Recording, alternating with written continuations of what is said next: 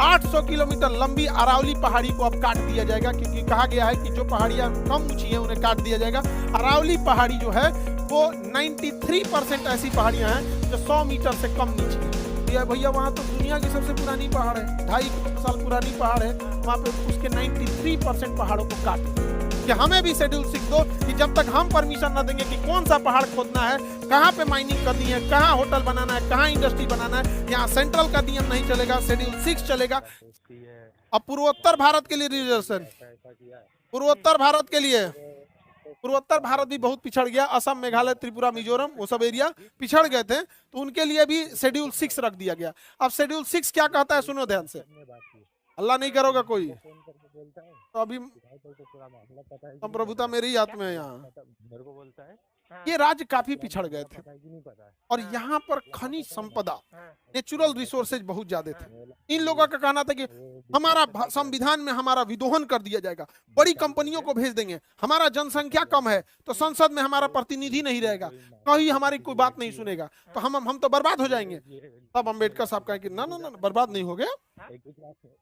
Schedule 6, schedule 6 मतलब अनुसूची 6, schedule 6 में कहा गया है कि जो जो राज्य शेड्यूल 6 में आएगा, असम, मेघालय, त्रिपुरा, मिजोरम, असम, मेघालय, त्रिपुरा, मिजोरम, असम, मेघालय, त्रिपुरा में, तो इस एरिया में किसी कंपनी को, किसी होटल को, किसी फैक्ट्री को, बड़ी कंपनी को अगर जमीन खरीदना है तो वहां के लोकल लोगों का नियम चलेगा, न कि वहां संसद का नियम या supreme court, high court, district court का चलेगा। वहां के लोकल लोग अगर इन्वायरमेंट क्लियरेंस देंगे तो चलेगा, अदरवाइज में नहीं चलेगा। अब बताइए, वहां का जंगल आज भी सुरक्षित है पूर्वोत्तर का, वहां के खनन आज भी सुरक्षित है, बचा के कौन रखा है, शेड्यूल 6।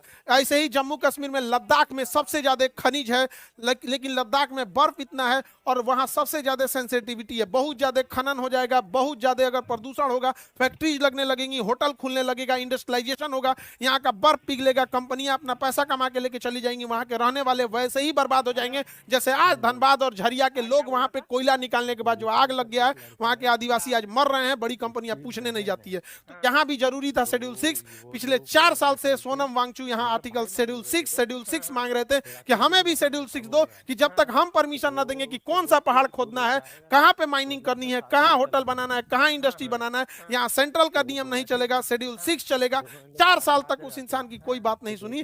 लेकिन अगर नेपाल में प्रोटेस्ट हुआ तो वहां के बच्चे भी थोड़ा उग्र हो गए, उन्होंने भी प्रोटेस्ट किया, उनके ऊपर वही धारा लगा दिया गया जो आतंकवादियों के ऊपर लगता है, नेशनल सिक्योरिटी एक्ट, काट के जयपुर की जोधपुर जेल में रख दिया गया। हम भीड़ तंत्र वाले लोग को कोई मतलब नहीं बना है कि वो इंसान इस देश के लिए क्या किया था, वो इंसान इस सेना को ठंड में रहने के लिए टेंट दिया था, जहां सेना का नेटवर्क नहीं चल रहा था, दुनिया में पहला लाईफाई बना के दिया, वाईफाई नहीं लाईफाई बना के दिया, इतनी ज्यादा इनोवेशन किया, उसके ऊपर 3 इडियट मूवी बनी है। 3 इडियट मूवी में जो वहां पर रणछोड़ दास छांचड़ बना होता है आमिर खान, वो कोई और नहीं, वो सोनम वांगचू है जो आज जेल में है इस भीड़ तंत्र में। समझ में आ गया?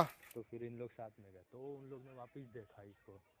तो भारत में भीड़ तंत्र में यही होता है, बस खुश रहिएगा आप लोग और कुछ नहीं। क्या वो इंसान जेल में क्या मांग रहा था? लड़की भी भोसड़ी वाली रांड शेड्यूल 6 क्या मांग रहा था? मैंने कुछ नहीं, उसे आरोप लगाया गया कि देशद्रोही है, चाइना से मिला हुआ है, ये है वो है, एनएसए लगा, कहाँ चल गए, खत्म कहानी। क्या मांग रहे थे? शेड्यूल 6। क्या गलत मांग रहे थे? आज देखिएगा बर्बाद हो गया। शेड्यूल 6 में न रहने का नतीजा देखिए, 800 किलोमीटर लंबी अरावली पहाड़ी को अब काट दिया जाएगा, क्योंकि कहा गया है कि जो पहाड़ियां कम ऊंची हैं उन्हें काट दिया जाएगा। अरावली पहाड़ी जो है वो 93% ऐसी पहाड़ियां हैं जो 100 मीटर से कम नीची हैं। तो संसद ने कहा है कि जो 100 मीटर से कम नीचे है, जो 100 मीटर से ऊंचाई कम है, 100 मीटर का मतलब होता है, आपका समझिए कि 3 मीटर का एक तल्ला होता है, 3 मीटर का एक तल्ला, यानी 30 तल्ले से नीचे जो पहाड़ होगा। तो यार भैया वहां तो दुनिया की सबसे पुरानी पहाड़ है, 2.5 करोड़ साल पुरानी पहाड़ है, वहां पे उसके 93% पहाड़ों को काट दिया, पहाड़ को काट दिया जाएगा, क्योंकि शेड्यूल 6 में नहीं है। अब वहां के लोकल लोग का चलेगा नहीं। अब इस थार मरुस्थल से उड़ने वाला बालू दिल्ली को बना देगा बालू का कटोरा, यहाँ सब ध्वस्त हो जाएगा। और यहाँ से उड़ने वाला बालू हिमालय पर्वत पे जाके जम जाएगा।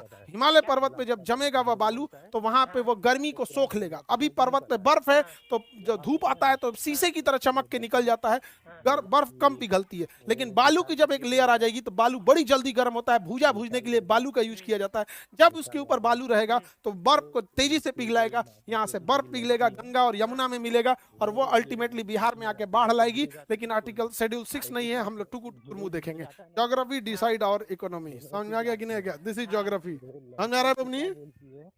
कि तू इधर इस स्टेशन ये साइड आता है ना, एनी प्रॉब्लम? तो घर तक छोड़ने आएगा। आप लोग को समझ में आता है? रुक 2 मिनट हाँ, बोलता उसको तो इसको इधर आगे करना। तो बताइए शेड्यूल 6 अच्छा है कि नहीं है? तो चारे राज्य को सोना मांगचू क्या मांग रहे थे? शेड्यूल 6, शेड्यूल 6 ये भी नहीं किया किसी को, गया जेल में तो जेल में गए, थोड़ा ये हम लोग को क्या मतलब है? नहीं समझे? हम लोग में क्या भीड़ तंत्र में क्या खराबी होती है? भीड़ चाहती है उनके लड़ाई, उनके लिए कोई लड़ाई लड़े, लेकिन भीड़ तंत्र की खराबी, वो फंसेगा तो भीड़ उसके लिए नहीं आएगी। जस्ट आगे किया इसका, समझ में गया? दिस इज भीड़ तंत्र। आगे बढ़ जा। उनको घोषित कर दिया क्या चीज? देशद्रोही। नहीं समझे? हम लोग भी ज्यादा बोलेंगे तो हम लोग को भी घोषित कर देगा, लेकिन फिर पब्लिक हम लोग यही कहेगी, अगर हमको कहा जाएगा कि पाकिस्तान की बात करता तो पाकिस्तान वाला खुद आएगा, या भाई उस सबसे ज्यादा हम लोग को गरियाया है। हमरा तो घोषित नहीं कर सकते हैं, और चाइनीज घोषित कर देंगे, चाइना का। देखो यही प्लस पॉइंट है आदमी को, नहीं समझे? लेकिन ये चीज नहीं नहीं।